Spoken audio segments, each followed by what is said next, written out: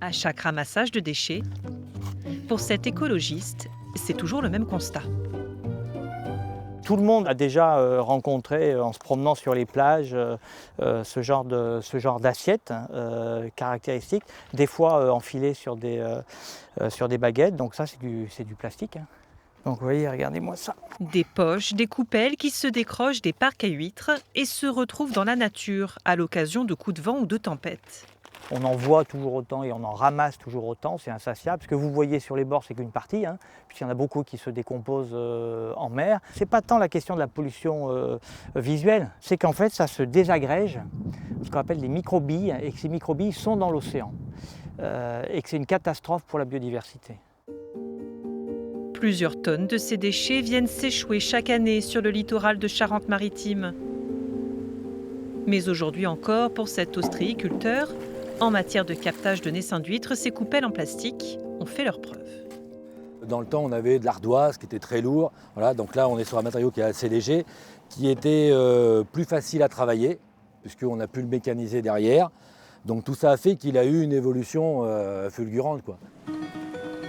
Pour éviter d'acheter de nouvelles poches à huîtres, il répare chacune d'entre elles pour les rendre utilisables pendant 15 à 20 ans.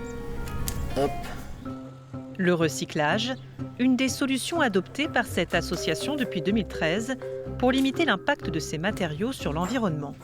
C'est des poches à huîtres usagées. Ouais. Je monte les côtés avec les attaches. Puis après, une fois que j'ai monté les côtés, je mets le fond. Des poches transformées en corbeilles ou paniers à bouchons. On les récupère, on les recycle, ce qui donne une seconde vie à un produit qui initialement serait parti au pire à la mer ou au fond d'un champ ou au fond d'une claire brûlée. Donc c'est intéressant parce que c'est vraiment de l'économie circulaire et on repart sur un cycle de vie pour ce produit.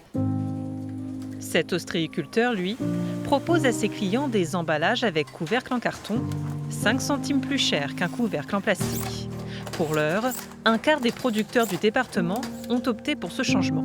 La matière est quand même solide, ça résiste à l'eau. Autrefois, on utilisait ça, plutôt un couvercle polypropylène. Il faut qu'on passe de ça, l'ancien modèle, à ça, le nouveau, pour essayer justement d'emmener tous les ostréiculteurs vers quelque chose de plus vertueux. Quant à remplacer les équipements actuels par des matières plus écologiques, il reste selon lui un long chemin à parcourir. Dans notre vie de tous les jours autour de nous, on a des matières plastiques partout. Et quand on veut les remplacer, eh ben, ça nous révèle à quel point le plastique était intéressant. Si on veut avoir des supports d'élevage qui perdurent et qui ne soient pas attaqués par l'eau de mer, etc., ben, la matière plastique, c'est l'idéal. Donc il faut qu'on pense à des matériels qui soient durables, non polluants. Depuis 12 ans, le comité régional de la conchiliculture de Charente-Maritime teste plusieurs plastiques biodégradables, voire compostables. Mais là encore, il faudra attendre quelques années avant que le plastique des coupelles et des poches à huîtres soit définitivement éradiqué.